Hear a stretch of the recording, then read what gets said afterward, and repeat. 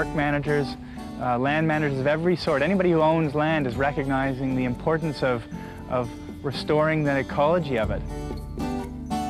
Projects are being initiated across Canada. Some are big and some are small. These are 5 that demonstrate how Canadians are coming together to restore nature in local environments.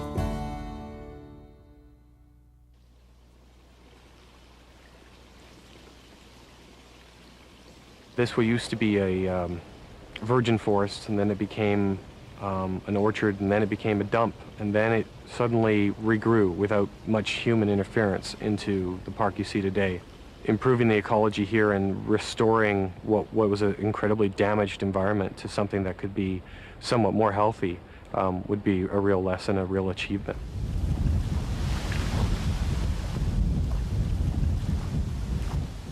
Par les travaux qu'on a faits, c'est qu'on a essayé d'introduire des espèces végétales qui ont permis de stabiliser la berge d'un côté.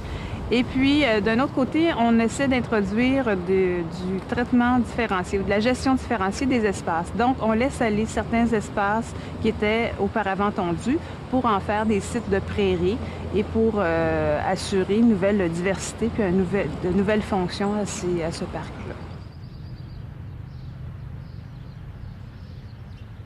The garden itself is unique in that they were all plants that were a 50-mile radius of Regina. There are several species of them all combined here for people to come and enjoy at all times of year. If you go into the museum, you will find several displays in there depict some of these native plants that we have growing here in our garden. And by growing these wildflowers here, the children will be able to see what the flowers look like in there. Not only that, but by growing them here, we are preserving the genetics of the flowers that did grow here.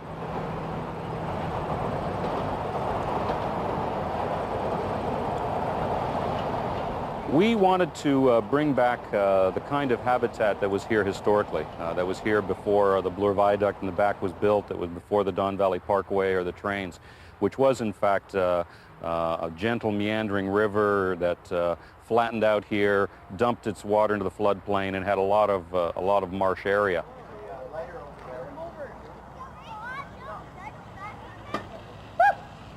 It became a sort of an inactive park where nobody had taken any interest. In the late 80s, a group of citizens come forward with some ideas to make some community improvements. And as part of that, what they wanted to do was revitalize this particular playground, O'Connor Playground. What we did was initiate public meetings with the surrounding homeowners to have their input as well as the users of the park. And a lot of the restoration projects we're involved with will be putting trees in, and it seems like quite a simple concept, and it is.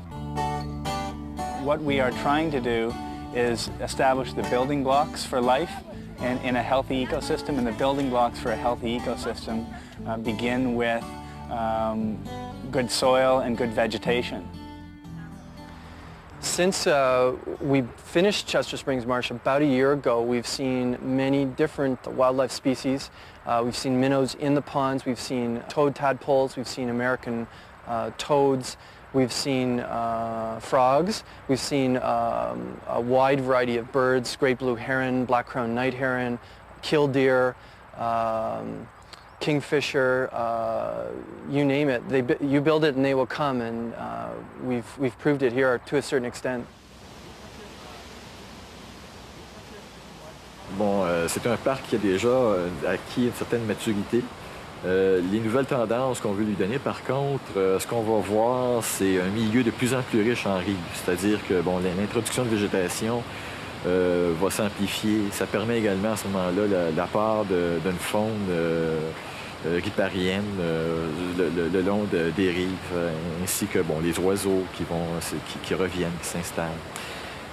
Et on va également assister tranquillement, il faut y aller, c'est un processus à long terme, mais on va assister à la modification de certaines activités, notamment si on pense aux terrains de balles qui vont disparaître au gré des années pour faire place à des secteurs plus naturels, plus riches, qui cadrent mieux avec le caractère naturel qu'on veut donner à ces parcs en rive. We have the veggie garden for the children, which the children put in, which is designed deliberately to allow kids to do all of the work that has to be done for the garden, as well as the butterfly gardens and the wildflower gardens, herb gardens and things which we install, as well as almost all the trees. We've planted something like 30 trees on the property.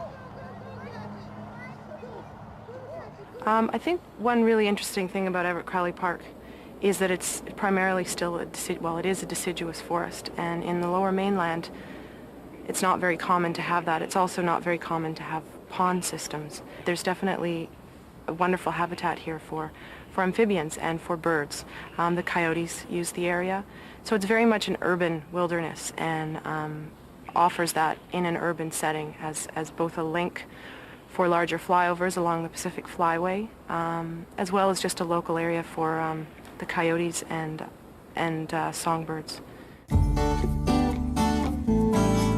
The sense of community that's created through these restoration projects is one of the most powerful elements of this issue. It's the process of creating a sense of community, the sense of belonging, the sense of stewardship, the idea that if people contribute to their community and can see their contribution, then they are less likely to interfere with its health. People's sense of pride and self-respect and sense of place elevates enormously. They become these people who believe in where they are and believe in the health of where they are. There's no doubt about it that the life that goes on now, that families, the two parents are working, kids have no place to go, to get out of school and all that. Here's a place for them to go. So the whole project here is really a community thing. It's dealing with younger kids, dealing with teenagers. Teenagers are able to get together and make some decisions. There's also dealing with the older adults. And you get the seniors mixed with the children and especially the young kids and all that. There's a lot of sharing can go on there.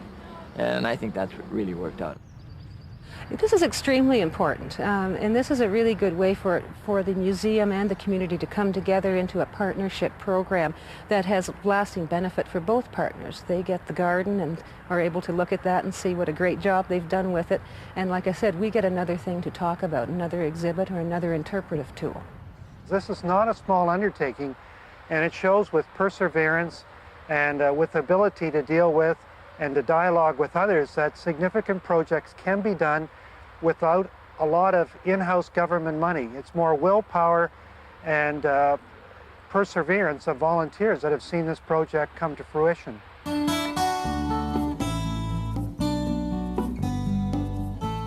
In these times when we're all trying to figure out ways of cutting budgets and reducing our costs to sustain our communities, one of the best benefits of our programs and the issue we're dealing with is that there's an economic sustainability built right into the idea. We don't have to cut grass. We don't have to pour pesticides and chemicals on the lawns to maintain them in this perfect manner. Letting areas go wild will hopefully be something we appreciate aesthetically, but we can all appreciate economically because of the cost savings associated with natural areas. Water is not as plentiful as it used to be. Certainly, funding isn't at the level that it used to be. So, if you're a large park organization like we are, you try to reduce your water consumption. You try to decrease the maintenance liabilities that you have. Let Mother Nature do it. I mean, that's what it's all about.